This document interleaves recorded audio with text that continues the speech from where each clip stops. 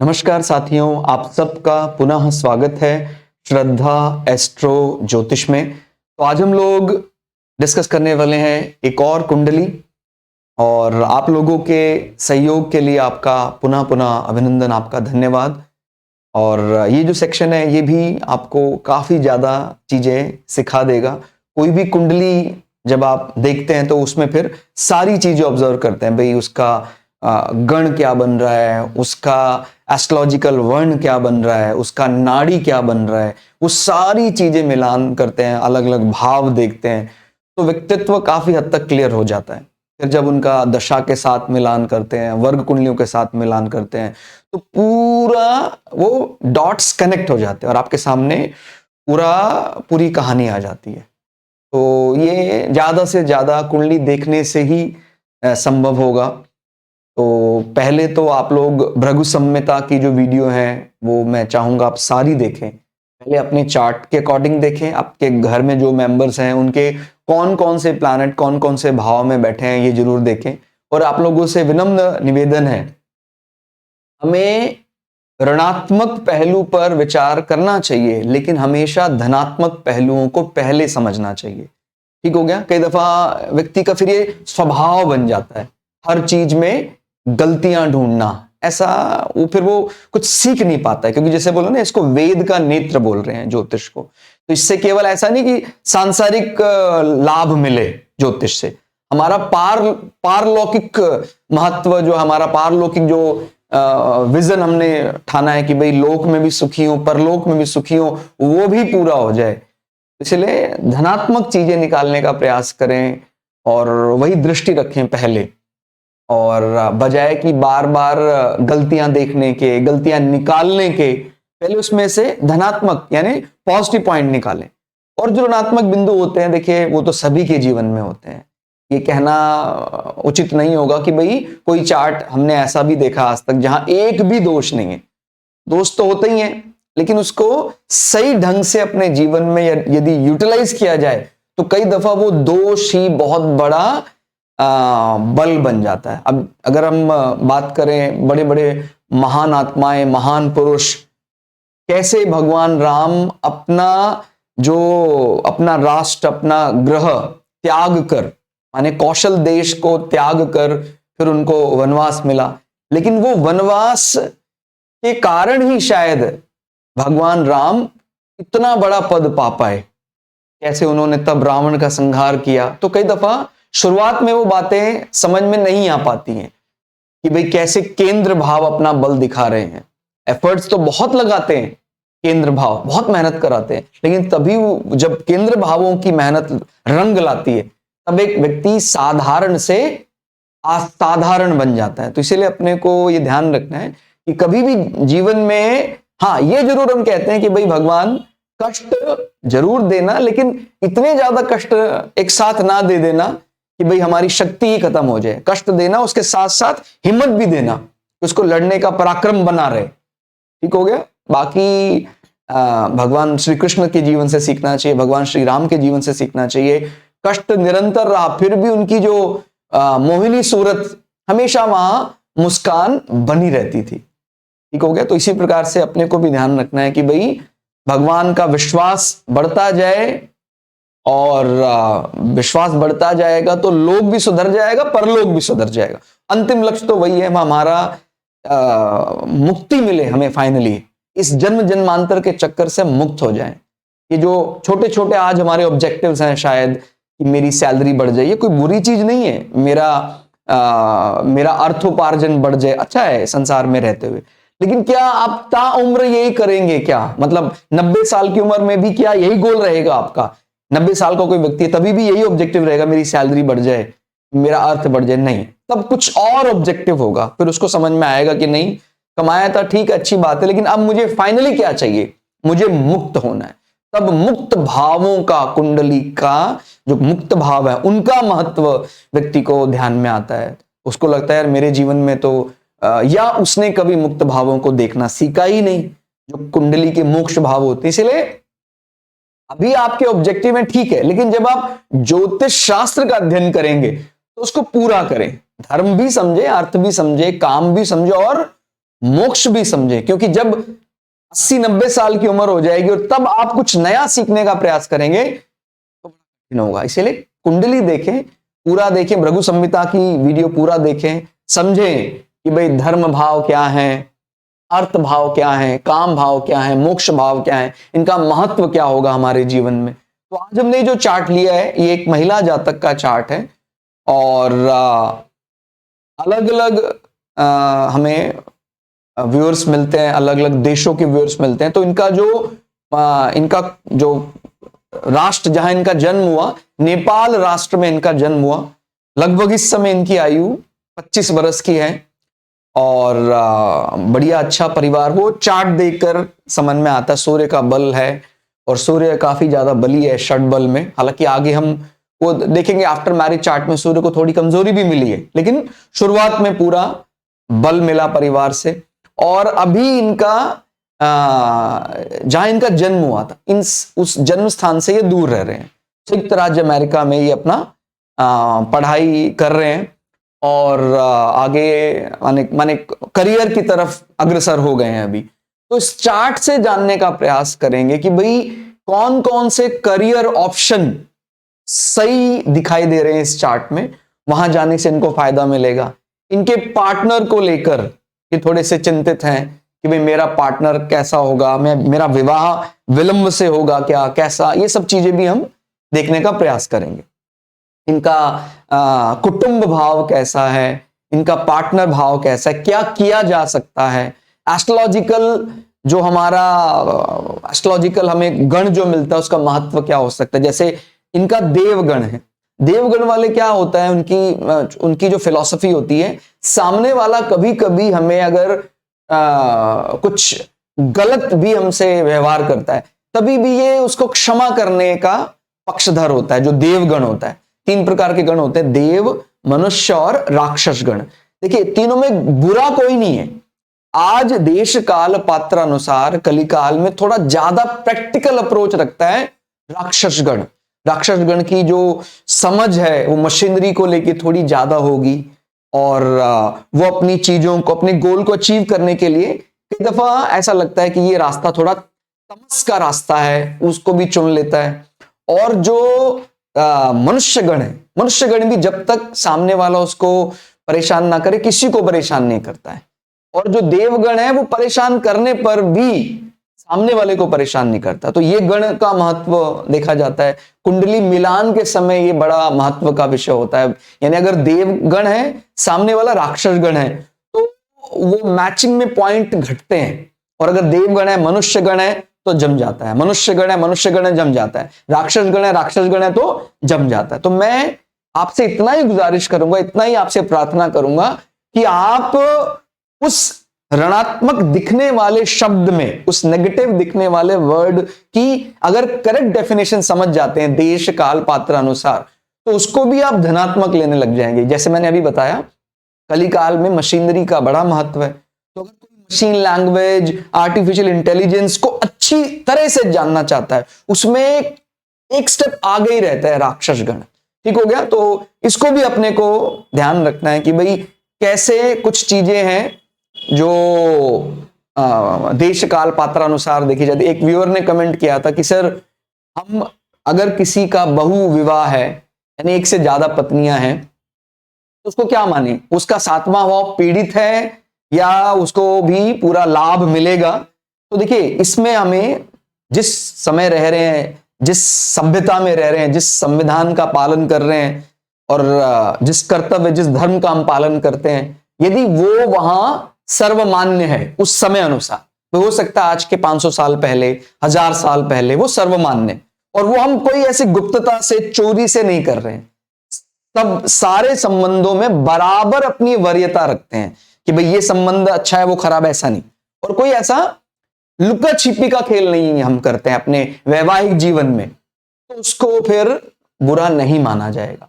लेकिन यदि उस देश का सभ्यता और उसको अभी अलाउ नहीं कर रहा है और आप जबरन अपने मन में कोई आपने ऐसा कोई दोष पाला हुआ है, उस कारण से छुपकर बहु विवाह में जा रहे हैं, तो देखिए राष्ट्र की दृष्टि से तो दोष लग ही गया, ब्लेम हो गया, और फिर वो आपका जो 7वां भाव है उसको भी डिस्टर्ब करता है। इसलिए कोशिश करनी चाहिए कि हम देश काल पात्र इसका सही रूपण कर सकें, कैसे उसका उस पर व्यक्ति पर अप्लाई करना है उसको समझना चाहिए। ठीक हो गया।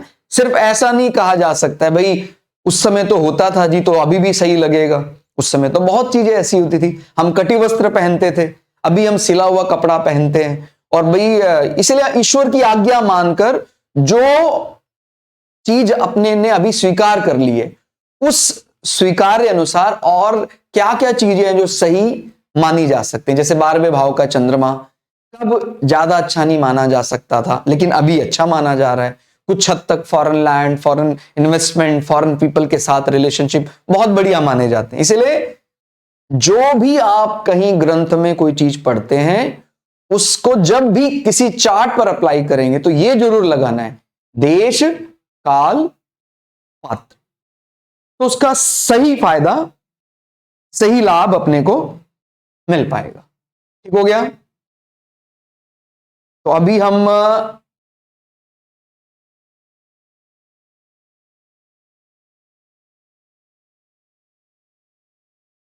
हेलो, आवाज आ रही है आप लोगों को? जी, इसमें अभी लग्न क्या मिला है, जब भी हम चार्ट देखेंगे तो लग्न मकर लग्न मिला है। ठीक हो गया। मकर लग्न और चंद्रमा कहां बैठा है वो राशि तय करता है। चंद्रमा 10वें भाव में बैठा हुआ है और तुला राशि। ठीक हो गया। ये एक अच्छा कॉम्बिनेशन हो जाता है जब हमारा लग्न लॉर्ड और राशि स्वामी एक लॉबी के हो जाते हैं, तो ये भी एक पॉजिटिव साइन हो जाता है, एक हमें अतिरिक्त बल मिल जाता है चार्ट में। भाई कई बार तो क्या होता है ना, हमारा लग्न लॉर्ड जो है अलग जा रहा है, राशि लॉर्ड जो अलग लॉबी को सपोर्ट कर रहा है। पता लगा लग्न लॉर्ड जैसे हमारा शुक्र है, राशि स्वामी सूर्य है, तो इनमें अगर कोई आपस में मैत्री, जिसको क्या बोलते हैं, एक होता है नेचुरल फ्रेंड, एक फंक्शनल फ्रेंडशिप। तो अगर वो नेचुरली फ्रेंड है, प्राकृतिक रूप से ही मित्र हैं लग्न और राशि के स्वामी, तो बढ़िया हो जाएगा। हाँ, फंक्शनल जो होता है वो अलग अलग लग्न राशि अनुसार बदलता रहता है, जो उसका कि भाई उसको अभी क्या माना जाएगा, मित्र माना जाएगा कि शत्रु माना जाएगा, वो एक अलग विषय। लेकिन मैंने जो प्राकृतिक स्वभाव बताया भाई, जैसे चंद्रमा और गुरु हैं, चंद्रमा और सूर्य हैं, चंद्रमा और मंगल हैं, इनमें मित्रता है।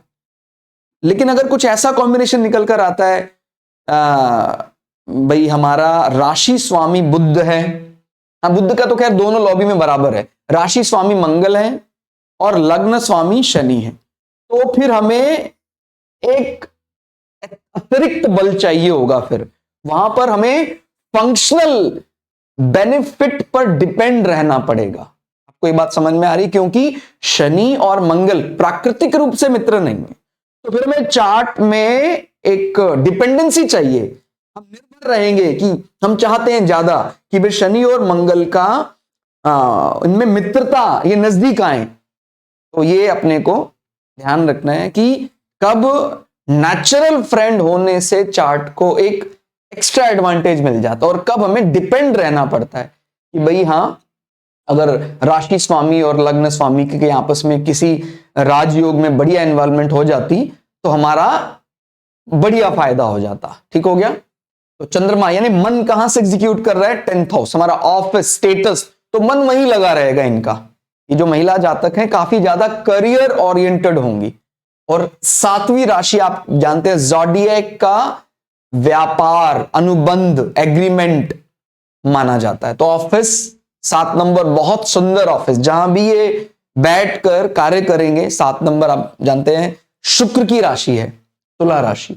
शुक्र हालांकि कई व्यूअर्स यही बोलेंगे कि सर डेबिलिटेटेड है, तो ये तो उनको खराब लगेगा, लेकिन मैंने खुद से एनालाइज किया, मुझे बहुत बढ़िया वो एक बेनिफिट मिला।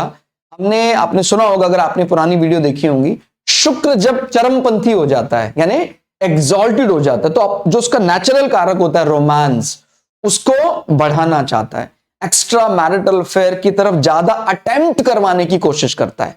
ठीक हो गया। हालांकि वहां भी अगर शुभ ग्रहों की दृष्टि पड़ जाती है तो केवल वो एक मटेरियल गेन तक ही सीमित रहता है, वो अपने 7वें और 8वें भाव को दूषित नहीं करता है। लेकिन फिर भी जैसे मैंने बोला, शुक्र उच्च का है, 7वां और 8वां भाव बहुत बली है, तो कई बार वो चरमपंथी हो जाता है अपने लैंगिक सुखों को लेकर। ठीक हो गया। लेकिन अभी जैसे मैंने बताया कि वो डेबिलिटेटेड है, तो इस विचार को लेकर शुक्र जो नेचुरल कारक, इस विषय को लेकर, अपने लैंगिक सुखों को लेकर ये काफी ज्यादा शुचिता बरतने पर विचार करेंगे। जहां तक बात शुक्र के और बेनिफिट्स मिलेंगे कि नहीं मिलेंगे, तो वो after marriage chart, it is like supreme court of any country की भाई जैसे हमारा पार्लियामेंट में कुछ विषय कमजोर मिला, उसको सुप्रीम कोर्ट ने स्टैंप लगाकर पास कर दिया कि नहीं वो तो होना ही पड़ेगा। तो नवमांश में जो आफ्टर मैरिज चार्ट कहा जाता है, नवमांश में मुख्य रूप से जैसे वैवाहिक संबंध के लिए देखते हैं हम, तो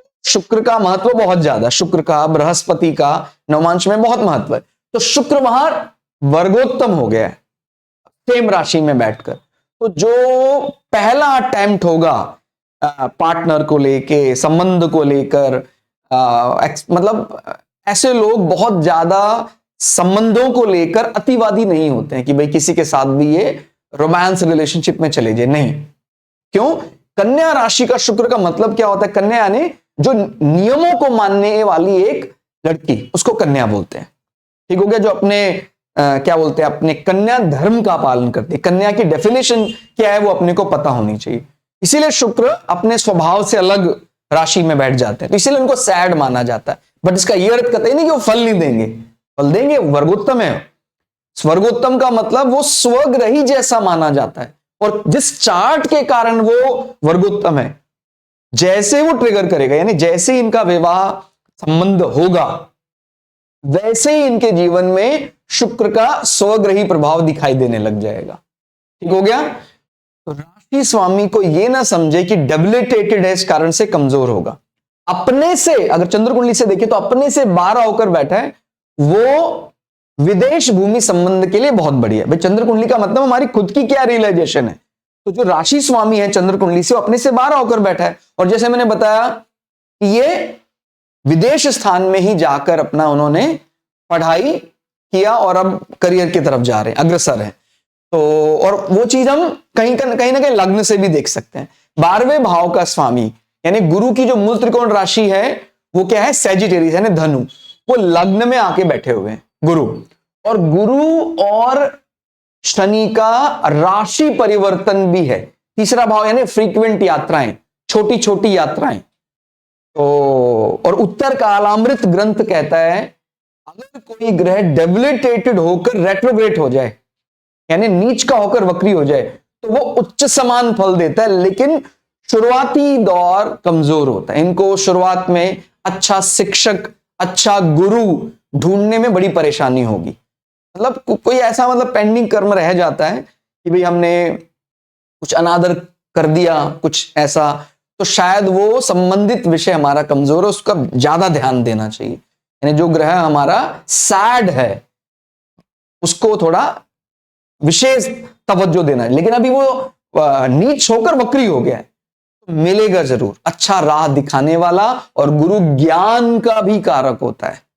बहुत शुभ हो गया लग्न, बड़े इनको समाज में बड़ा बुद्धिमान माना जाएगा।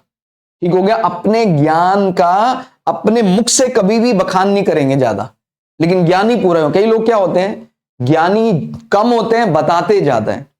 लेकिन ये कैसे होंगे?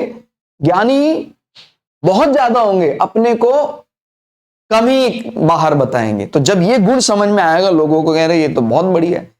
जबकि आजकल का क्या कैसा माहौल है, इतना ज्ञानी होता नहीं है जितना वो बताता है। लेकिन इनका जो व्यक्तित्व होगा, ज्ञान ज्यादा, बखान कम। भाई सैड हो गया है ना, माने आप समझते हैं चरम, जब वो उच्च का हो जाता है ग्रह, तो ज्यादा उसका प्रयोग करता है, स्वाभिमान का ज्यादा दिखावा करता है, या स्वाभिमान बढ़ जाए तो क्या बन जाता है? अहंकार बढ़ जाता है। तो लेकिन जब वो डेबिलिटेटेड है, और डेबिलिटेटेड होकर वो अपना नीच भंग करवा चुका है। चंद्र कुंडली से भी वो केंद्र में आ गया है, कई सूत्रों से नीच भंग हो रहा है, तो पूरा फायदा मिलेगा। ये वास्तव में बड़े अच्छी पकड़ इनकी ज्ञान को समझने में होगी। ठीक हो गया। और गुरु तो लग्न में आ जाए तो कहते हैं लाख दोष भी हो तो भी वो दूर हो जाते हैं। ठीक हो गया। हाउस एक्सचेंज का पूरा बेनिफिट है। और लग्न सर्वाष्टक वर्ग, फिर बता रहा हूं, भिन्नाष्टक वर्ग अलग होता है, सर्वाष्टक वर्ग अलग होता है। जो भी कई व्यूअर्स ने ऐसा कहा था कि सर अष्टक वर्ग केवल दशा समय देखा जाता है, ठीक है, अपना अपना विचार है, लेकिन वो केवल भिन्नाष्टक वर्ग के लिए, क्योंकि वो ग्रह के अनुसार अलग अलग। सर्वाष्टक वर्ग में तो सारे ग्रहों का, सारे अलग अलग भावों का किसी पर्टिकुलर भाव पे कितना प्रभाव पड़ता है, सर्वाष्टक वर्ग में तो वो जाना जाता है। इसलिए वो ओवरऑल लाइफ को भी एक दिशा देने के लिए जरूरी है। तो कितना है लग्न, पर्सनालिटी, आउटलुक 32, पूरा एकदम प्रभाव है इनका। ठीक हो गया। और गुरु को क्या रेस्पॉन्सिबिलिटी मिली है, फॉरेन लैंड, फॉरेन पीपल, और 12 नंबर यानी कम्युनिकेशन, हमारा आईटी पार्ट, हमारा पराक्रम, किसी के सामने कोई भी एक्सप्रेस करना, हमारा पेपर वर्क, वो लग्न में दिखाई देता। भाई लग्न बड़े महत्व का होता है। तो वो चीज यानी पहले फर्स्ट इंप्रेशन क्या जाएगा, ये फर्स्ट इंप्रेशन बोलते हैं ना, first impression is the last impression, वो ये है। और इसमें एक बात लेकिन ध्यान रखना है, ये जो first impression is the last impression है, ये इंप्रेशन उन लोगों के लिए आकलन कर पाना बहुत कठिन होता है जिनके लग्न में राहु जैसा प्लैनेट है, स्पेशली राहु। ठीक हो गया। हालांकि केतु भी जल्दी ऐसे व्यक्तित्व को समझ पाना कठिन होता है क्योंकि वो शैडो प्लैनेट है, लेकिन राहु बहिर्मुखी है, जैसा चाहे वैसा रूप धर सकता है। तो अपने को लगेगा फर्स्ट इंप्रेशन में यार ये तो बहुत महात्मा आदमी है, बाद में समझ में आएगा नहीं वो तो उसने रूप बदला हुआ है अभी। तो इसमें कई दफा हम भी गच्चा खा जाते हैं, जो लोग काफी कुंडलियां देख रहे हैं कि जब लग्न में राहु बैठा हुआ है, ऐसे व्यक्तित्व को first impression is the last impression वाली बात उन पर अप्लाई कर देना सीधा थंब रूल ठीक नहीं दिखाई देता है। तो ये समझ में आ रहा है। केतु हालांकि वो भी उसी का ही पार्ट है उसका, लेकिन नेचर एकदम अलग है, वो अंतर्मुखी है काफी हद तक, राहु बहिर्मुखी है। संसार के चलाने के लिए खासकर आज कलिकाल में राहु की बड़ी आवश्यकता है। जो भी इल्यूजन, आईटी और अलग अलग प्रकार की इंटरनेट, मीडिया नहीं है फिर भी हमें दिखाई देता है ऐसा। ये आप देख रहे हैं आजकल नए नए ऐसे एआई सॉफ्टवेयर बन रहे हैं, आप जो भी इमेजिन करेंगे आपके सामने आ जाएगा। वो वास्तव में नहीं है लेकिन हमें एकदम असली जैसा भ्रम पैदा कर देता है। तो वो सब कहीं ना कहीं राहु की देन है। ठीक हो गया। तो वो रूप अपने अनुसार बदल सकता है। तो इसलिए यहां पर बहुत एक्सेप्शनल है, खासकर जब लग्न में राहु हो। तो एक first impression is the last impression वाली बात सीधी अप्लाई नहीं करनी है। ठीक हो गया। बाकी लग्न हमारा आउटलुक तय कर देता है। हाँ, तो ये आउटलुक है इनका। मकर यानी कमांडर की फेवरेट राशि, तो यानी बहुत अनुशासित, समय पालन, और वहां कौन बैठा हुआ है, इंस्टेंटेनियस इंपैक्ट कौन दे रहा है, गुरु। कमांडर की फेवरेट राशि जरूर है लेकिन वो रूथलेस इमेज नहीं बनाएगा। अब जैसे मान लीजिए यही मंगल बैठ जाता तो ये इमेज भी जा सकती थी, बहुत अनुशासित है और अनुशासन का पालन ना करने वाले व्यक्ति के प्रति वो रूथलेस भी हो सकता है, वो थोड़ा बल प्रयोग भी कर सकता है। तो वो यहां नहीं है। लेकिन आपको ये बात समझ में आ रही है, कब हम लग्न में भी अलग अलग ग्रहों की दृष्टि और अलग अलग ग्रहों का बैठना डिफरेंशिएट कर सकते हैं। ठीक हो गया। और राशि तो फिर आप समझ रहे हैं ये खुद कैसा एक्ट करते हैं। तुला राशि, तुला राशि यानी भाई बहुत बढ़िया से मिलना जानते हैं, और भाई मैं बताएं बिजनेस राशि मानते हैं तुला राशि, दूसरे के अनुसार बोलना, फिर भी ये एक्ट तो तुला की तरह करेंगे, फिर भी इनको इमेज कैसी मिल रही है, मकर की तरह। ये लोग क्या होते हैं, एक्ट करते हैं काफी ज्यादा मतलब गुस्सैल प्रवृत्ति, भाई ऐसा करेंगे, लेकिन उनको जो इमेज मिलती है वो बहुत ही ज्यादा पोलाइट, बहुत ही सॉफ्ट, ऐसा भी हो जाता है। ठीक हो गया। तो ये नियम चल रहे हैं।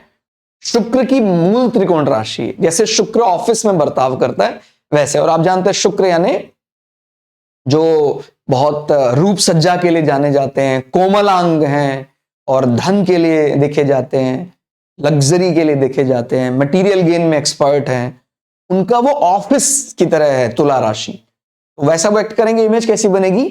मकर की तरह इनकी इमेज बनेगी कि बड़े अनुशासित हैं, नियम का पालन करते हैं, लेकिन कभी भी अनावश्यक बल प्रयोग नहीं, क्योंकि गुरु बैठा है लग्न में। और सर्वष्टक वर्ग में 32 सर्वष्टक वर्ग पॉइंट है, बहुत बढ़िया है।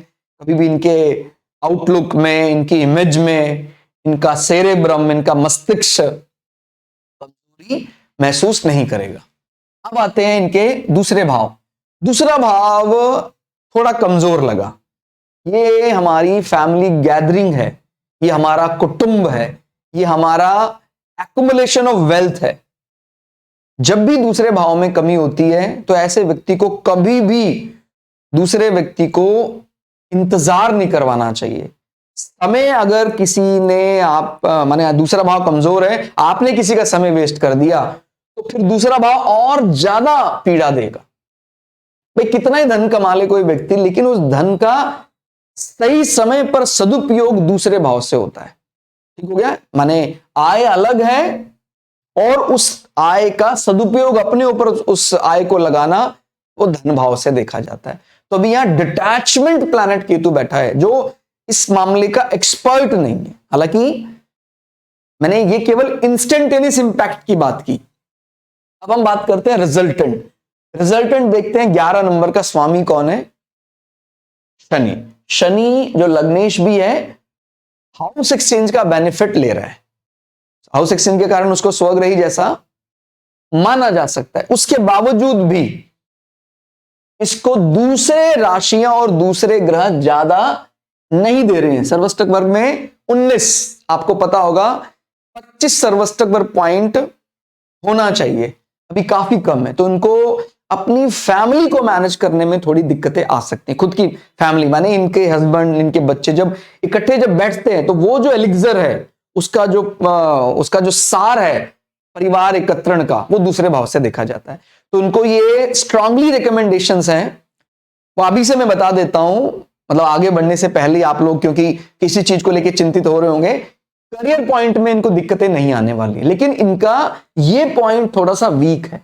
इस पर इनको भाई जो रेमेडी उसी को बोलते हैं ना, उपचार का मतलब हम उस कमजोरी को समझ गए हैं, आधा उपचार तो वही हो जाता है। भाई मैं अब समझ गया हूं कि मैं अगर डायबिटिक हूं तो मैं वो जो पार्ट है, जो ग्लूकोज शुगर वाला पार्ट है, उसको खाने में बड़ा अनुशासन करूंगा, तो आधा उपचार तो वही हो जाता है, अपने आप को पहचान जाना।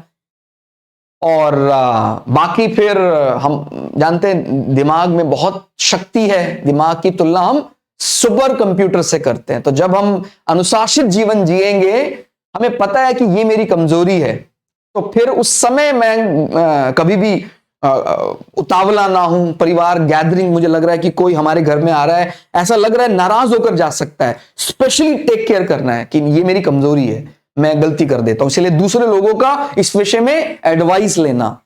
कभी भी घर में कोई फंक्शन होने वाला है, आप अपने बेस्ट फ्रेंड्स को बुलाएं, उनको लीड करें कि प्लीज आप मेरी हेल्प करें। बहुत सबसे बढ़िया तो यही होता है, मतलब यही सबसे बड़ा रेमेडी है। भाई आपका दूसरा भाव यानी कुटुंब गैदरिंग, घर पे कोई फंक्शन होने वाला है, आप अपने बेस्ट फ्रेंड्स को पहले इनवाइट करें और उनको बोलें प्लीज आप मेरी इस पूरे टास्क में मेरी हेल्प करें। घर में कोई ऐसा कीर्तन, संकीर्तन, सत्संग है, तो कहता है भी मेरा ये थोड़ा कमजोर है, तो आपने क्या किया है भी उसके चार्ट का जो दूसरा भाव है उसकी हेल्प ली है, तो फिर वो आपका दूसरा भाव नहीं माना जाएगा। तो उनको स्पेशली एडवाइस है, आप लोग ये जो भी चार्ट देखे वहां भी अप्लाई कर सकते हैं कि जब भी हम अपने घर में कोई ऐसा फैमिली फंक्शन ऑर्गेनाइज करें, अपने मित्रों को बाकायदा उसकी रिस्पॉन्सिबिलिटी आप डिक्लेयर करें कि प्लीज आप ये काम करें। और जहां तक प्रिय मित्र भाव है, बेस्ट फ्रेंड्स भाव है, संख्या में कम होंगे लेकिन वो पूरा काम निकालना जानेंगे। 8 नंबर वैसे मंगल की राशि माना जाता है, इसका सेकेंडरी लॉर्ड केतु को भी माना जाता है। तो अगर उस दृष्टि से देखें तो ये हमारी जो बिगड़ी हुई बात है उसको बना सकता है। ठीक हो गया। स्कॉर्पियो का सेकेंडरी लॉर्ड केतु को माना जाता है। और अगर हम प्रिय मित्र भाव का संबंध बना दें किसी तरह हमारे कुटुंब भाव के साथ, तो हमारी बल्ले बल्ले हो जाएगी, हमारा यही सबसे बड़ा उपचार हो जाएगा, हमारी रेमेडी हो जाएगी।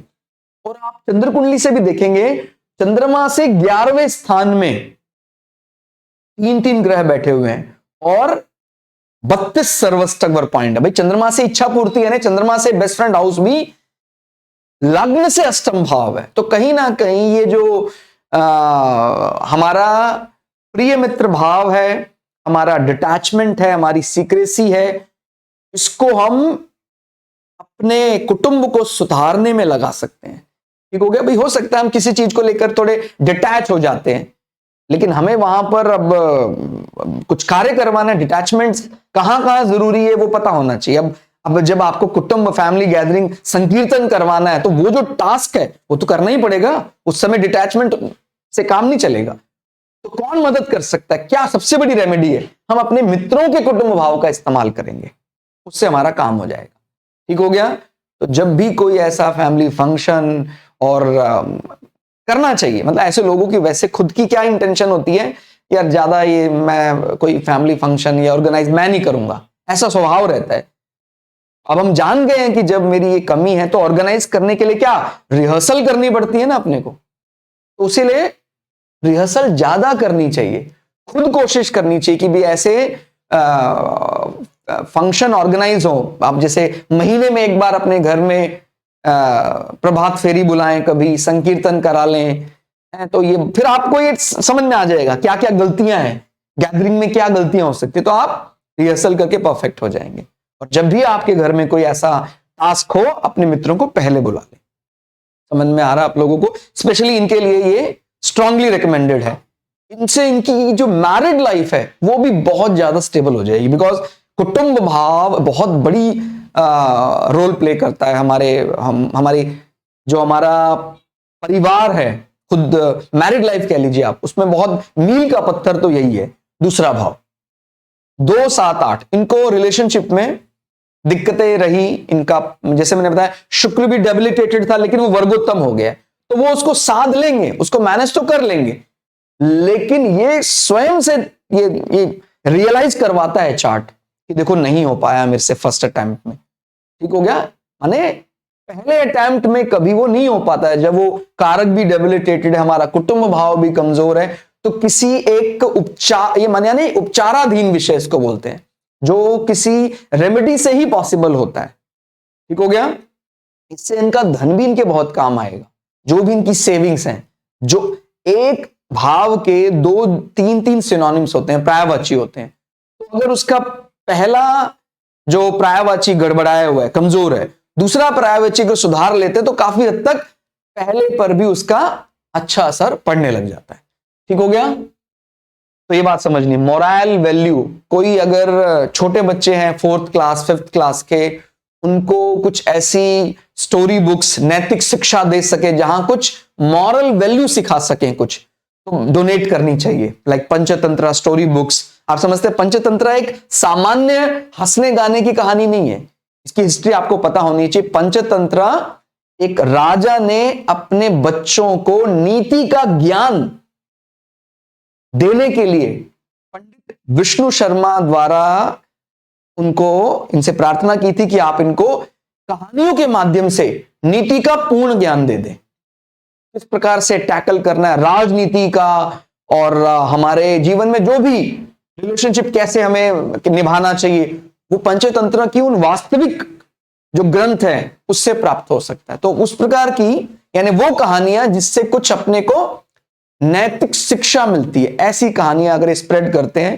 फैलाते हैं, ऐसी पुस्तकें डोनेट करते हैं, तो भी काफी हद तक दूसरा भाव प्रबल हो जाता है, क्योंकि दूसरा भाव वाचन का होता है, बोलने का होता है। ठीक हो गया।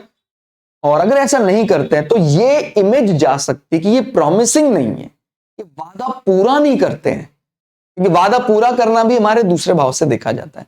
दूसरा भाव अगर कमजोर होता है, तो चाहे हम खुद कितना ही समझते हो कि नहीं मैं तो पूरा करता हूं, मैं तो बड़ा अनुशासित हूं, यानी चंद्र कुंडली से दूसरा भाव, इनको लगता है कि नहीं मैं तो एकदम बढ़िया है, मैं तो घड़ी का पालन करता हूं, घड़ी मानता हूं, लेकिन समाज में वो नहीं जा रहा है ना, लग्न से दूसरा भाव है, तो अपने को लग्न सुधारने के लिए जरूर फिर उसके लिए अतिरिक्त मेहनत करनी चाहिए। ठीक हो गया ना। इंतजार कोशिश करें कि भाई कभी इंतजार करवाएं, किसी को इंतजार नहीं करवाना, और अगर करवाना भी पड़े कभी कुछ ऐसा तो पहले उसके लिए सॉरी फील करें, फोन करके भाई मैं लेट हो जाऊंगा, उसके लिए मैं क्षमा प्रार्थी हूं।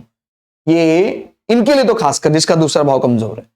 आगे बढ़ते हैं तीसरा भाव, ये भाई बहन, और लग्नेश वहां बैठे हैं जाकर, तो इनकी जब शनि की महादशा चलेगी, नो डाउट ये पैसा बहुत इकट्ठा करेंगे, क्योंकि वो शनि का एजेंडा भी है वो भाई वो कुटुंब भाव का स्वामी। लेकिन मैंने बताया संग्रह करना अलग बात है, उस संग्रह को अपने ऊपर लगाने का समय आया है, वो करने में इनको थोड़ी मशक्कत करनी पड़ेगी। जब भी वो पैसा जो बैंक में है ये अपने ऊपर लगाने पर विचार करेंगे तो इनको दूसरे भाव का बल सुधारना होगा। ठीक हो गया, ये अलग अलग विषय है। ठीक हो गया, तो मैं आप कोई भी चार्ट देखें तो ये जरूर विचार कीजिएगा, पैसा बैंक बैलेंस तो बहुत बन गया है, अभी अपने ऊपर लगाना है तो भाव को बली करें। ठीक हो गया। और शनि वक्री है, शनि का मतलब होता है नेचुरल कारक होता है सेवा, सर्वेंट। तो कहीं ना कहीं जब वक्रत्व का बल रखते हैं तो ये अपने उस पार्ट को लेकर काफी ज्यादा स्वाभिमानी होते हैं, अपने कार्य को अकेले करना पसंद करते हैं। जैसे मैंने बोला सर्विस, सेवा, तो जब इनको कोई ऐसा कार्य मिलता है वो अकेले कर लेते हैं। जैसे मैंने बोला गुरु जो है वक्री है, तो ज्ञान स्वयं से लेना ज्यादा अच्छा समझते हैं। बोल्ड एंड अलोन ऐसा बोलते हैं ना, वक्री का मतलब अतिरिक्त बल, बोल्डनेस आ जाती है प्लैनेट में, अकेला चलना जानता है फिर वो। और शनि की महादशा, शनि क्योंकि अमात्य कारक भी है, शनि की महादशा में ये काफी ज्यादा, अमात्य माने जो दूसरे भाव के लिए जो रिस्पॉन्सिबल होता है। तो जब हमारे जो कारक हैं वो जैमिनी पद्धति अनुसार भी मिलान करते हैं। आप जानते हैं जैमिनी पद्धति में हम जो दूसरा सबसे ज्यादा डिग्री का प्लैनेट होता है उसको आमात्य कारक बोलते हैं, जो हमारे दूसरे भाव के बल और 11वें भाव के बल को बढ़ाने के लिए होता है। तो अगर वो एक जैसे प्लैनेट आने लग जाएं तो फिर बहुत बढ़िया मानते हैं आप। जैमिनी पद्धति ने भी पुष्टि कर दी कि हाँ ये दूसरे भाव के बल यानी धन भाव के बल को बढ़ाएंगे। ठीक हो गया। अपने से सेकंड होके बैठे हुए हैं, शनि की महादशा में काफी ज्यादा जल्दी जल्दी यात्राएं करेंगे, भाई बहनों से इंटरेक्शन, कम्युनिकेशन, आईटी पार्ट, ठीक हो गया, और इंटरनेट मीडिया एक्सप्लोर इनको काफी मिलेगा। फिर हम आते हैं अब इनके चतुर्थ भाव, ये हमारा माँ, मातृभूमि, हमारा रियल एस्टेट, लैंड, सुख के लिए देखा जाता है। अब इसका स्वामी कौन है? मंगल। मंगल बैठा हुआ है ऑफिस में, वो सुपरवाइज कर रहे हैं। हालांकि घर का स्वामी जब ऑफिस में बैठता है तो प्रथम दृष्टा तो हमें थोड़ा ये ऋणात्मक लगता है। ठीक हो गया। भाई घर का मतलब शांत वातावरण, ऑफिस में थोड़ी तेजी चाहिए, ऑफिस में थोड़ा हमें ना चाहते हुए भी थोड़ा ज्यादा गंभीर होना पड़ता है, सीरियस होना पड़ता है। घर पे थोड़ा सा अगर गंभीरता ना भी लाई जाए, रिलैक्स रहे तो भी कोई बड़ी समस्या नहीं आती। तो थोड़ा ऐसा समझ में आता है। माँ को थोड़ा कष्ट हो सकता है, और हम ये भी जानते हैं जनरली जब माँ माने चंद्रमा माँ का कारक होता है, जो मंगल के साथ मिलता है, थोड़ा सा माँ को समस्याएं तो हो सकती है, हृदय घात का डर रहता है इनकी माताश्री को। और फिर इसमें जहां तक लैंड की बात है, ये जमीन के लिए होता है, जो चौथा भाव रियल एस्टेट, वो बहुत बेनिफिट दे रहा है।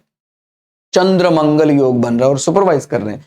इस चीज की अगर हम पुष्टि करना चाहते हैं क्या मंगल बेनिफिट देगा, तो आफ्टर मैरिज चार्ट में मंगल और ज्यादा स्ट्रांग हो गया, अपनी मूल त्रिकोण राशि में ही आ गया। इनको काफी ज्यादा पैतृक संपदा लैंड के रूप में भी मिलेगी। ठीक हो गया। वो हम यहां से भी समझ रहे हैं। भाई आठवां भाव क्या होता है? आठवां भाव पितरों का पैसा, कई लोग उसको मृत्यु का पैसा भी कह देते हैं। सूर्य यहां बैठे हुए हैं स्वग्रही होकर, षडबल में सबसे ज्यादा बली प्लैनेट है। ठीक हो गया। कई लोग उसको सट्टे का पैसा कह देते हैं, कई लोग इसको कैसिनो मनी भी कह देते हैं। लेकिन वहां पर इस बात का खासा ध्यान रखना है। मैंने जब इस प्रकार की बात की है तो वहां इनको खुद से कोई ऐसा कैसीनो में जाके धन नहीं कमाना है, बिकॉज यहाँ राहु बहुत क्लोज है। इनको संपदा में भी थोड़ा सा ऑफिशियल वर्क, पेपर वर्क करना पड़ेगा, तब जाकर वो लैंड इनको मिलेगा, बिकॉज राहु 5 डिग्री के गैप में बैठे हैं सूर्य के साथ। हालांकि सूर्य का अपना खुद का घर है, चलेगी तो उसकी, बट फिर भी कुछ प्रॉब्लम लैंड एक्विजिशन को लेके रहेगा, और वो अपने नाम करवा लेंगे, इसमें कोई दिक्कत नहीं दिखाई देती है। ठीक हो गया। अब हम सर्वष्टक वर्ग में भी पासिंग मार्क्स से ज्यादा अपने हैं। फिर आते हैं 5वां भाव। 5वां भाव हमारा रोमांस है, 5वां भाव हमारी संतानें हैं, स्टमक है, स्पेकुलेशन है। हालांकि भावत भावम तो लग रहा है बढ़िया, और आफ्टर मैरिज चार्ट में भी वो वर्गोत्तम हो गया, लेकिन प्लैनेट प्रथम दृष्टा क्या लग रहा है कि वो डेबिलिटेटेड है, नीच का है। तो रोमांस पार्ट के लिए ध्यान रखना है, शुक्र अगर कोई नियम कायदा कानून से चलना हो, अभी ये वाला शुक्र तब बड़ा काम करता है। शुक्र भी अलग अलग है भाई। पाइसेस का शुक्र कब बहुत बढ़िया करता है, जब हमें कोई ऐसा मीडिया, कोई फिल्म इंडस्ट्री जहां पर शुक्र अतिवादी चरमपंथी हो गया, शुक्र का जो विषय। लेकिन अगर अभी आपको ऑफिशियल वर्क करना है, इस प्रकार के काम सद कर काम करने हैं, ठीक हो गया, तो लैंगिक अनुशासन का जहां कठोर पालन करना है, उस कार्य के लिए भी शुक्र बहुत बढ़िया रहेगा। आपको यह अंतर समझ में आ रहा है?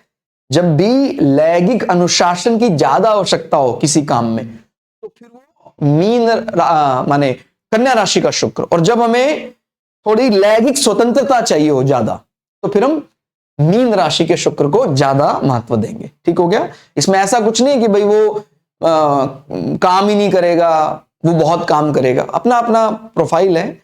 शुक्र वो अलग चीज देने वाले हैं, और बुध का जो कन्या राशि है वो अलग प्रकार से कार्य करता है। ठीक हो गया। तो संतान के लिए बढ़िया है, संतान में कोई दिक्कत, भावत भावम वैसे लग गया, पंचम से पंचम होकर बैठे हुए, और गुरु की दृष्टि भी पड़ रही है, गुरु इसको भी सुपरवाइज कर रहे हैं। ठीक हो गया। गुरु की 9वीं दृष्टि भी शुक्र पर है, पंचम दृष्टि संतान भाव पे। इनके स्पेकुलेशन को लेकर भी, यानी कुछ ऐसा अगर को ट्रेडिंग से भी पैसा कमाना चाहे तो कमा सकते हैं, कोई समस्या नहीं है। स्टमक भी ओके, कोई प्रॉब्लम नहीं है। सर्वष्टक वर्ग भी 29 पॉइंट्स हैं। फैमिली प्रेस्टीज भी, माने शादी के बाद हो सकता है पिता के साथ संबंध सामान्य ही रहे, क्योंकि आफ्टर मैरिज चार्ट में वो डेबिलिटेटेड हो गया, उसके बावजूद भी इनकी फैमिली प्रेस्टीज में कोई कमी नहीं आएगी। 5वां भाव सर्वष्टक वर्ग में पर्याप्त बली है, भावत भवम भी लग रहा है, गुरु सुपरवाइज कर रहे हैं। अब आते हैं सर्वष्टक वर्ग ने इसको बहुत पॉइंट दिए 6th हाउस को, और केवल ऐसा नहीं कि हम केवल सर्वष्टक वर्ग के आधार पर ही बोल रहे हैं, आप ये चीज आफ्टर मैरिज चार्ट से भी रिकन्फर्म कर सकते हैं। 6th हाउस को मेडिकल, फार्मा, नर्सिंग से रिलेट करके देखा जाता है, इसको लीगल विनिंग्स के साथ भी जोड़ते हैं। 6th हाउस को हम किसी भी प्रकार के शत्रुहंता, माने शत्रु आएगा या शत्रु का हम संहार करेंगे, वो भी 6th हाउस से देखा जाता है। रोग, ऋण, शत्रु तो ये माना ही जाता है। सर्वष्टक वर्ग में बहुत बली है। अब इस चीज को थोड़ा समझने के लिए अगर नवमांशा में चलें, तो नवमांशा में हमारा जो मन है, चंद्रमा बहुत इंपॉर्टेंट प्लैनेट होता है, वो 8वें भाव से एग्जीक्यूट कर रहा है। 8वां भाव अभी क्या होता है? 8वां भाव माइनिंग होता है, अंडरग्राउंड मनी होता है, अंडरग्राउंड रिसर्च होता है। और अब यहां अगर ये 3 विषय हमें 3 पॉइंट यहां मिले हैं सर्वष्टक वर्ग में सबसे ज्यादा भी, medical, pharma, nursing, legal winning और ऋण भाव, डेबिट, क्रेडिट, इनसे संबंध कुछ अगर ऐसा बनता है तो ज्यादा क्या रूपरेखा दिखाई देती, किस दिशा में चलना ठीक रहता है। तो ये इन विषयों को, मेडिकल, फार्मा, जो 8th को भी जोड़ रहे हैं, क्योंकि 8th का माने कोई व्याधि से संबंधित अगर काम करें, कोई ऐसी इंडस्ट्री जो कोई ऐसा नर्सिंग के साथ जुड़ी हुई इंडस्ट्री है, उसमें अगर ये काम करते हैं तो ये इस बल को इनकैश कराने में कामयाब हो जाएंगे। बुध विपरीत राजयोग बना रहे, देख रहे हैं आप, सूर्य स्वग्रही रही है, 8वें भाव का स्वामी, 6 और 8 में आपस में रहता है कि भाई हाँ मैं आपकी मदद करूंगा। ठीक हो गया। त्रिक भाव 6, 8, 12 इनमें रहता है। और बुध और सूर्य का वैसे भी मिलन सामान्यतः अच्छा मानते हैं, बुध आदित्य योग। लेकिन स्किन में स्किन डिजीज का खतरा है, खासकर जब भी इनको राहु में बुध या बुध में राहु चलेगा तो स्किन रैशेस, खुजलियां हो सकती हैं। ठीक हो गया। और फिर हम आते हैं लीगल विनिंग। मैंने बताया बढ़िया रहेगा, इनको जीत मिलेगी और बिना ज्यादा कोई खुद से बिना बोले ही जीत मिल जाएगी। क्योंकि देखिए यहां क्या है, बुध का 3 नंबर, 3 नंबर यानी रोमांटिक फेज है ये बुध का, मरकरी का। थोड़ा सा हास्य विनोद करके ही वो अपने जीत हासिल हो जाएगी। जैसे मान लीजिए कोई मैलेफिक प्लैनेट होता, बली होता, तभी भी अपने को बोलकर ही जीत मिलती। सामने वाले कब के सामने बल का प्रदर्शन तो करना ही पड़ता। मतलब जंगल में दो हाथी हैं, एक दांत वाला हाथी, एक बिना दांत वाला हाथी है। तो कहता भाई अपने को प्रदर्शन करने की जरूरत नहीं है, बिना बल का प्रदर्शन करे ही अपनी तो अपना बल हो जाता है, अपना जीत हो जाती है। दूसरा लोग अपना बल का प्रदर्शन करने के लिए बैठे हुए हैं। तो जो बिना दांत वाला हाथी है, तो वो दूसरे के कारण अगर जीत रहा है तो कुछ ऐसा ही है कि भाई इनको अपने दांत दिखाने की जरूरत नहीं है कि मैं अपने दांत दिखाऊं, अपनी धौंस दिखाऊं, तभी मुझे जीत मिलेगी। दूसरे व्यक्ति आपके बारे में बता देंगे और आपको अपने आप ही विनिंग मिल जाएगी। तो ये काफी अच्छा है। फिर आते हैं पार्टनर। इनके मुकाबले पार्टनर का स्वभाव काफी शांत रहेगा। 4 नंबर, स्वामी कौन है? चंद्रमा, अच्छी राशि में बैठे हुए हैं चंद्रमा। ठीक हो गया। चंद्र मंगल योग जरूर है, मंगल थोड़ा प्रभाव जरूर देगा, लेकिन इसका यह मतलब कतई नहीं है कि भाई हमारा पार्टनर को वो एक माने बहुत गुस्सैल प्रवृत्ति दे देगा, ऐसा नहीं है। ठीक हो गया। गुरु भी देख रहे हैं, चंद्रमा अच्छी राशि तुला राशि में बैठा हुआ है। और मंगल केवल इस प्रकार जैसे पराक्रम बढ़ा देते हैं, लेकिन एक सौम्य पराक्रम। इस कॉम्बिनेशन को समझे हम। कमांडर बैठा हुआ है फीमेल किंग के साथ, और फीमेल किंग का ऑर्डर मानने के लिए बाध्य है कमांडर। ये थोड़ी है कि भाई सूर्य का ऑर्डर मानेगा, वो चंद्रमा का नहीं मानेगा। बाय रैंक को वो भी किंग ही है चंद्रमा, तो वो मानना पड़ेगा भाई। इसका ये मतलब थोड़ी होता भाई किंग मेल होगा तो ही वो उसका ऑर्डर मानेगा, ऐसा नहीं है। चंद्रमा का थोड़ा सौम्य है, nurturing nature, mother, healing property है, बट रैंक क्या है चंद्रमा का? वो भी एक किंग है, तो मंगल बाध्य है उसका ऑर्डर मानने के लिए। ठीक हो गया। तो कुछ ऐसा ही है कि बहुत केयरिंग नेचर होंगे, लेकिन वो पराक्रमी भी होंगे। ठीक हो गया। 27 सर्वस्टोवर पॉइंट है। पार्टनर इनके ऑफिस में बहुत बढ़िया, इनको सपोर्ट करेंगे, इनके वर्क प्रोफाइल को बढ़ाएंगे। देखिए अभी इनकी हाल ही में ये सूर्य से पहले जो अंतर्दशा थी वो शुक्र की थी, तो इनका मतलब रोमांस को लेकर या मैरिज को लेकर अटेम्प्ट हुआ था, लेकिन वो अटेम्प्ट सक्सेसफुल नहीं हो पाया। जैसे मैंने बताया ना, first attempt is not good, क्योंकि वो डेबिलिटेटेड है, लेकिन वर्गोत्तम है।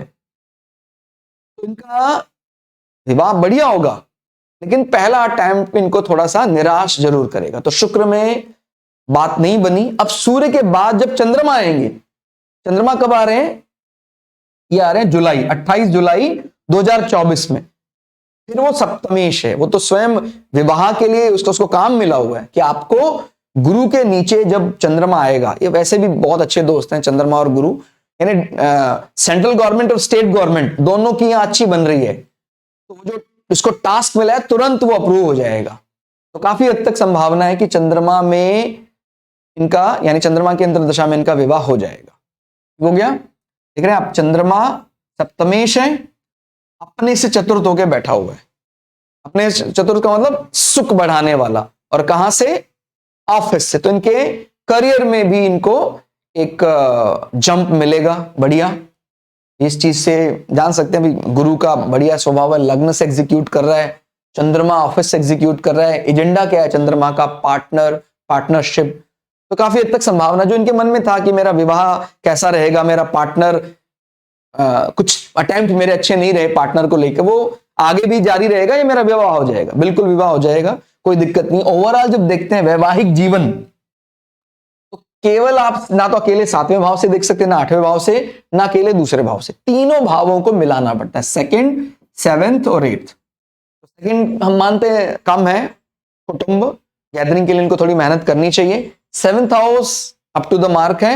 8th हाउस अगेन गुड, ससुराल पक्ष के लोगों के अच्छे आधिकारिक संबंध होंगे, यानी इनके इन-लॉज फैमिली के कई मित्र ऐसे होंगे जो किसी पदासीन है, बड़े पद पर, लाइक गवर्नमेंट उसमें पदों में है वो, और उनको लेकिन कोई बहुत नजदीकी से परेशान, चैलेंज देता रहेगा। इनके इन-लॉज फैमिली में बहुत अच्छा होने के बाद भी बहुत क्लोज इनके कॉम्पिटिटर होंगे। तो ये चीज, क्योंकि सूर्य के साथ राहु बहुत ही क्लोज कंजंक्शन में, लेकिन जीत किसकी होगी? सूर्य की होगी जीत, अपने घर में बैठा हुआ है बली होकर। इसलिए इनको ये भी एक एडवाइस दिया जाता है कि अपने ससुराल पक्ष में भी अगर ये थोड़ा शांति चाहते हैं, अपना organ satisfaction, because 8th house is external organ satisfaction, तो इनको जहां भी ये रहते हैं वहां के ग्रुप डी लेबर कर्मचारियों का, वहां का जो सबसे छोटा कर्मचारी है, ये हमेशा उसको ज्यादा टेक केयर करे। तो ये जो नेगेटिव इंप्रेशन कुछ ऐसा जाता है वो शांत रहेगा हमेशा। मतलब ये एक रूटीन बना लेना चाहिए कि कुछ उनको अगर रूटीन गिफ्ट भी दे सके, 3 महीने में, 6 महीने में, सीजन बदलता है, कुछ उनको पूछ कर कुछ आपको ऐसी चीज चाहिए कि मैं आपको शूज गिफ्ट करना चाहता हूं या चाहती हूं, तो उनको ऐसा करना चाहिए, बढ़िया रहेगा। सर्वष्टक वर्ग बल ये अपना मिलना तो है ही अपने को, कोई इसमें कोई दिक्कत नहीं है। ठीक हो गया।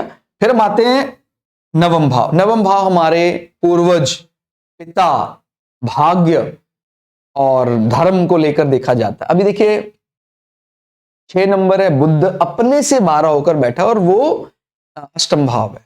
थोड़ा सा स्पेशली विवाह के बाद, जैसे मैंने बोला, सूर्य भी कमजोर हो गया, तो पार्टनर के बाद पिता के साथ संबंध, पूर्वजों के साथ संबंध सामान्य रहेंगे, और पितरों के लिए भी इनको कुछ ना कुछ, और लेकिन मेरा ये अपना ये मानना है कि इस भाव के लिए अगर ये बहुत ज्यादा मेहनत नहीं भी कर पाए, केवल दूसरे भाव के लिए मेहनत कर लें, वो चीज भी इनकी मैनेज हो जाएगी। भाई इसको धर्म भाव भी माना जाता है, और ये हमारा वाचन का है, बोलने का है। तो अगर ये धार्मिक संकीर्तन कभी ऐसा रूटीन में कराने का संकल्प करें कि हम अपने घर में 2 महीने में, 1 महीने में कुछ ऐसी कथा कराएंगे, भगवान सत्यनारायण भगवान की कथा कराएं और कुछ ऐसा, तो ये बहुत बढ़िया हो जाएगा। फिर इससे दोनों कनेक्ट हो जाते हैं, पूर्वजों का, पितरों का, जो भी ये ऐसा लगता है कम है प्रभाव, वो बन जाएगा। इनको रीअटेम्प्ट भी करने पड़ेंगे ज्यादा, तो कोई अप्रूवल चाहिए तो एक बार में अप्रूवल नहीं मिलेगा। तो इनको ये, इनके लिए हाईली रिकमेंडेड है कि जब भी ये कोई फाइल लगाते हैं, कहीं सबमिट करवानी है, तो साथ अपने किसी व्यक्ति को लेकर जाएं, और अगर वहां पर ऑफिशियली किसी और व्यक्ति का नाम भी दिया जा सकता है तो ये दूसरे व्यक्ति का भी नाम दे सकते हैं। समझ में आ रहा? माने हमारा पार्टनर, जैसे मैंने अभी बताया था, कुटुंब भाव अगर कमजोर है तो हम अपने मित्रों का साथ लेंगे। मित्रों के साथ अगर अप्रूवल के लिए जाते हैं तो जल्दी अप्रूवल मिल जाएगी। ठीक हो गया। वैसे चाहे वो कुछ जानता नहीं, आप उसको अपने साथ लेकर चले, और अगर कहीं नाम ऑप्शन है, उसका नाम भी लिखवा सकते हैं, दर्ज करा सकते हैं। तो न्यायाधीश संबंधी कुछ भी ऐसा है जहां अप्रूवल चाहिए, जज से, अथॉरिटी से, गवर्नमेंट से अप्रूवल की बात कर रहा हूं मैं, अभी बल की बात नहीं कर रहा हूं, ये समझ लीजिए। जब भी मैं कई बोलता हूं गवर्नमेंट, तो कई लोगों को लगता है कि मैं ऑफिस की बात कर रहा हूं। नहीं, गवर्नमेंट से या किसी भी संस्था से कोई रिकॉग्नाइजेशन चाहिए, आपको अप्रूवल चाहिए, तो नवम भाव। लेकिन हमारा जो ऑफिस है, ऑफिस का बल है, वो 10th हाउस। तो ऑफिस के बल में कोई ऐसी प्रॉब्लम नहीं है, बढ़िया है। 31 सर्वष्टक और पॉइंट है, चंद्र मंगल योग है, यानी हम बहुत केयरिंग भी हैं और बहुत पराक्रमी भी हैं ऑफिस में। बढ़िया, एकदम बल दिखाई देता। अपने से 12 यानी फॉरेन रिलेशनशिप, फॉरेन लैंड, और वर्गोत्तम होके बैठा है शुक्र, बढ़िया है। उसको गुरु ने अपनी शुभ दृष्टि भी लगा दी है। फिर हम 11वां भाव। 11वां भाव हमारे इनकम सोर्सेज, रूटीन इनकम, हमारे नेटवर्किंग, फ्रेंड्स। अपने मित्रों के बारे में बहुत ज्यादा लोगों को बताते नहीं है वैसे, लेकिन अच्छे मित्र हैं इनके। 8 नंबर यानी उस विषय के बारे में ज्यादा व्यक्ति बोलता नहीं है कुछ। और रूटीन इनकम, सैलरी इनको बहुत बढ़िया मिलेगी, कोई दिक्कत नहीं है। ये किसी तरह से, मैंने जैसे पहले भी बताया, इस भाव को इससे कनेक्ट करेंगे तो फायदा मिलेगा। यानी बेस्ट फ्रेंड्स को अपनी गैदरिंग में इन्वॉल्व करें, बहुत बढ़िया फायदा मिलेगा। मैं फिर बता रहा हूं, ये बेस्ट फ्रेंड्स हैं एज वेल एज ये हमारे चाचा ताऊ के बच्चे भी कहे जाते हैं। चाचा ताऊ हैं, उनके बच्चे, वो भी अगर इन्वॉल्व होते हैं हमारे काम में तो बहुत बढ़िया रहेगा। अब आता है 12वां भाव, ये हमारी एक्सपेंडिचर होती है, हमारे खर्चे होते हैं, फॉरेन रिलेशनशिप होते हैं। 9 नंबर, अब जानते हैं बहुत निर्भीक है 9 number. 9 number is like a warrior, Kshatriya, Jupiter का वॉरियर फॉर्म। हालांकि वो कभी जुपिटर लड़ता नहीं है, तो ये अपने इन्वेस्टमेंट को लेकर, अपने खर्चों को लेकर बड़े अनुशासित हैं। सात्विक प्लैनेट माना जाता है गुरु, और लग्न में बैठा हुआ है। लग्न में बैठकर लग्नेश के साथ ग्रह परिवर्तन का भी बेनिफिट पूरा पूरा उठा रहा है, तो उस दृष्टि से बहुत बढ़िया। सर्वष्टक वर्ग में 28 अंक है, तो इनके खर्चों के कारण इनको कोई बहुत बड़ी दिक्कत, इनकी शैया सुख में कमी, ऐसी कुछ चीज दिखाई नहीं देती। तो ओवरऑल अगर हम इस कुंडली को मार्क करें, तो अगर हम 10 में से नंबर देना चाहें तो 10 में से बड़े आराम से 7.5 दिया जा सकता है। जो कटे हैं नंबर वो केवल कुटुंब भाव और इनके पूर्वजों भाव के, तो थोड़ा उसका और स्पेशल टेक केयर करें। और ऐसी मिली जुली चीज दो धर्म भाव और हमारी पाचन के भाव को भी मिला दे, जैसे मैंने बोला लाइक पंचतंत्र की कहानियां, नैतिक शिक्षा को बढ़ाने वाली चीजें स्प्रेड करते हैं हम, तो हमारा बहुत बढ़िया हो जाएगा, हमारा गृहस्थ जीवन बहुत बढ़िया हो जाएगा। तो चार्ट हमने आपके सामने रखा, कई नई चीजें भी लाने का प्रयास किया, और इसी प्रकार से देखिए विषय बहुत हैं, लेकिन एक क्लास में अनंत को एक्सप्लेन करना, जैसे कहते हैं ना ईश्वर को कोई एक्सप्लेन करे, तो कहते हैं मैं तो 5 मिनट में ईश्वर को एक्सप्लेन कर दूंगा, तो वो उसको बारे में क्या कहें हम। ईश्वर को कोई 5 मिनट में एक्सप्लेन करना चाह रहा है अगर, तो या तो वो मूर्ख है या वो मूर्ख बना रहा है, ठीक हो गया, वो तो अनंत है। लेकिन हाँ, हम अगर लगातार लगे रहेंगे, तो फिर वो कहीं ना कहीं किसी न किसी रूप में, किसी न किसी शब्द में समझ में आ ही जाएगा, ठीक हो गया। तो जब उसकी कृपा होती है तो वो फिर 5 मिनट में तो क्या, वो एक शब्द में ही समझ में आ जाता है। लेकिन इस प्रकार का दंभ करना, मैं एस्ट्रोलॉजी ज्योतिष को एक वीडियो में पूरा एक्सप्लेन कर दूंगा, ये कहना गलत है। तो हम कर रहे हैं प्रयास, हर वीडियो में कुछ ना कुछ नया ऐड करते हैं, लेकिन मैं ये बिल्कुल नहीं कहता कि मैं आपको एक ही वीडियो में सारा वो अनंत ज्ञान सिखा दूंगा। ज्योतिष का ज्ञान तो बहुत विशाल है, और ये ईश्वर की कृपा से ही हासिल किया जा सकता है। तो आज की इस वीडियो में इतना ही। वीडियो कैसे लगी आपको कमेंट करके जरूर बताइएगा। मिलते हैं अगली वीडियो में, तब तक के लिए जय श्री भगु पराशरा, जय श्री शुक्राचार्य। आपको दीपावली महोत्सव की बहुत बहुत शुभकामनाएं। नमस्कार।